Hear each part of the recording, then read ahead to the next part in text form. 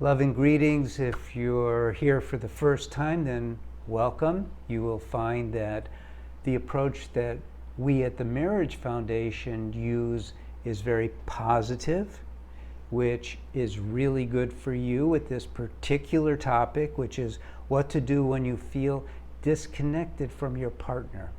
Because I wasn't always a marriage helper. I used to be a divorce mediator. I helped marriages disconnect. And so I was fortunate in that when my first couple who wanted me to help them save their marriage, got me into marriage, I was able to speak, because I was able to speak at Second Saturday, which is a support group for divorcing people, women and men in San Diego, and I was able to kind of pull out those who had the worst marriages and help them reconnect. Their marriages were over. They were coming for support to help them with a divorce. So I have a lot of experience. Been doing this since 2001, and we have saved thousands of marriages. And guess what? This topic, this question, is what to do when you feel disconnected from your partner, is at the very core of why people get a divorce. I mean, think about it. If you're feeling connected, then all of the things that you got married for, happiness, love, right? We fall in love and we get married to our soulmate, and harmony. If the connection is there, you don't ever have to worry about a divorce. You don't have to worry about suffering through a marriage. You don't have to worry about staying with your partner because of the kids and things like that. So I was able to get to the bottom of this, which is maintaining your connection, strengthening your connection, building on your connection, increasing your connection. And now you're in a place where you're feeling disconnected. And I can sum up the problem not with Western psychological, irrelevant things like how is your relationship with your mother or your father or your siblings. That stuff just simply does not matter. What matters is building upon the love that you very first felt when you met your soulmate, because that's what it's all about. And what happens is, and this is it, this is the whole problem. What happens is we start losing our connection because we start straying into that which is irrelevant for marriage. Like, oh, that annoys me. Oh, why did you do it that way? Can't you keep your socks in the sock drawer? Can't you put things away? Can't you stop bugging me when I'm trying to do something? All those things have nothing to do with your marriage, you see. Your marriage is all about creating, because we're not stagnant beings, we're not inanimate objects. We're more like plants. We're constantly evolving. We're living. And our spouse is living. And our marriage is living. And so just like a plant requires water and nutrition in the form of fertilizing and the proper sunlight, so your marriage requires. And what is your marriage? Let's call your marriage your connection. It's a definition for the connection that you and your soulmate chose to have. That's what marriage is. It's a connection. Now, that connection has nothing to do. I know there's a lot of people who subscribe to the idea that you get along because you have the same interests. Well, that's true in a certain way with certain interests. So if your interest is, let's say you're Christians and your interest is Christianity, that helps. But if your interest is fishing or bowling or reading good novels, it's okay, but it's not as deeply connected to your connection. And why did I point out a spiritual connection is? It's because love is, by definition, spiritual. You cannot manufacture love. Only God can do that. All love ultimately comes from God. You're borrowing that love, you might say, in your marriage. You're not really borrowing it, it's always there. But what you want to do is you want to build upon that love. At the same time, you want to avoid the things that undermine that love. So let's reduce this down to something more simple. Let's say the connection of marriage is not about the kids, it's not about the things you do, it's about that love that you felt initially when you met each other. And that's it. It's love. Now, there's certain things that undermine love. Love never goes away, but you can be so distracted from it that you're not living in that love.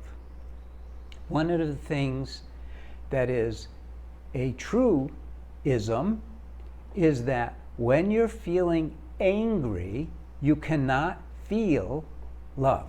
The love is still there, but you cannot feel it because, and I don't want to get too deep in this video, but while we're here, why don't you subscribe and like this video?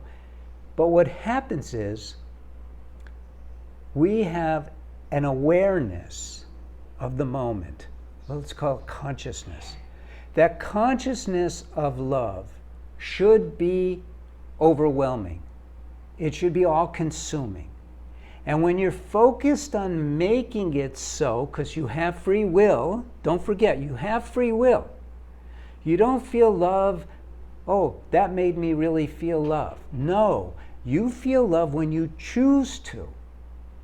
But if you're feeling angry, and this may come as a surprise, but it's the truth, you are choosing anger over love because you have the power to dismiss the anger, to override it, to choose to put it aside. I'm not going to feel angry. The anger may be sitting there, but you don't have to invite it in. You could say, I'm not going to feel anger, I am going to feel love. This is a binary choice, and it's one that you have all the time. But, put that aside too. I choose not to feel angry. I choose not to feel disappointed. I choose not to feel rejected. I choose not to participate in what my mind is saying is going on, and I'm losing my connection. Because your connection is the constant in your marriage. So, what do you do? You may have to go back and start this video again. If you're, by the way, if you're having super trouble in your marriage, then by all means look into the course we have. We have a course for women, we have a course for men. I have also books, but you may be feeling like you're on the brink. It's worth the money to get the courses because we'll take you step by step. So, fundamental stuff. 1, your marriage is the connection. The connection is your marriage. The substance of that connection is love. The love is a choice. I choose to love you. I choose to be angry. Away goes the connection. I choose to admire you. Tightens the connection. I choose to respect you. I choose to complain about you. The connection disconnects. Now you may be saying, well, I feel so much love, but he or she seems to be drifting. I choose to worry. I choose to let fear come into me and feel that I'm losing my connection. I choose to love you regardless. You see, we have so much power. None of us are taught this. We're not taught this as children. We're not taught this as adults. We just get married. And then we think everything's going to be okay. Marriage is not a ride at Disneyland.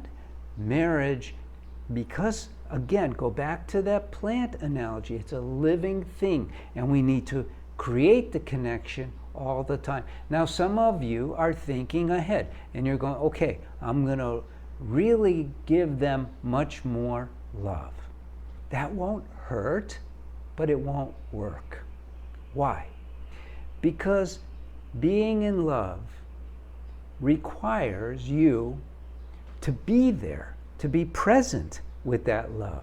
And it requires individual work on yourself so you don't allow these thoughts that distract you to come in. So you don't allow anger to come in. So you don't allow disappointment to come in. Now, I'm going a little bit past the topic, but this is what we get into in the courses. We have the power, by virtue of our free will and volition, to remove those negative thoughts, those negative automatic reactions that define us, and replace them with the positive thoughts, the positive feelings of love. Now, when I talk about love, I'm not talking about the emotional kind of love where you really, really like something. I'm talking about that love that you felt. Like when you go to a wedding and there's that moment where you're overwhelmed. You've had that experience, all of us have. Or when you look at your kids and they're asleep and your heart just opens up. That's not up here. It's not in your mind. It's here. It's who you actually are, the soul. And it opens up. And right away, if you think about it, what happens is the mind jumps in and just says, well, what about da da da da da da da da da? Because the mind is not you. You have a mind, but we have not controlled the mind, so we become victims of our past bad habits of thought, indifference, and all of that. This is a very deep topic. It really is. And so you need to get into this the right way. The way to build your connection is by putting all of your intention, all of your focus on redoing yourself into that human being who is just gushing with love, gushing with happiness. Happiness too is a choice, not just love. So I know this is deep, but really what you've done is you've asked a question that is really thoroughly covered in the courses and my books and all of that. It's too deep to really cover in a video, a YouTube video, but I'm trying my best because I really want those of you who just, there's no way you're going to get the course, there's no way you're going to read one of my books, but I want you to get something from this so you start having an inkling of what is important. Because at the Marriage Foundation, we only care about you having a happy marriage. It's our way of helping to change the world. And by being in service to you as a married individual, that's our way of doing it. We really want you. In fact, we have, go to our website, we have a Ask a Counselor, it's free. We have a free download, the 10 best do's and don'ts for marriage. And we have a lot of articles, over 1,000 videos. So we're here to serve you. I'm here to serve you. I'm so glad you came by. I'm Paul Friedman. I'm the founder of the Marriage Foundation. And leave a comment, leave a like, and subscribe. We have over 70,000 subscribers now. There's a reason for that. Our way is very, very different from the ways of others. Thank God. We don't use Western psychology because Western psychology really has no part of marriage. If you want to heal your marriage, it's a spiritual entity connection. You have to heal it spiritually. God bless you. Thank you. And see you next time. Take care.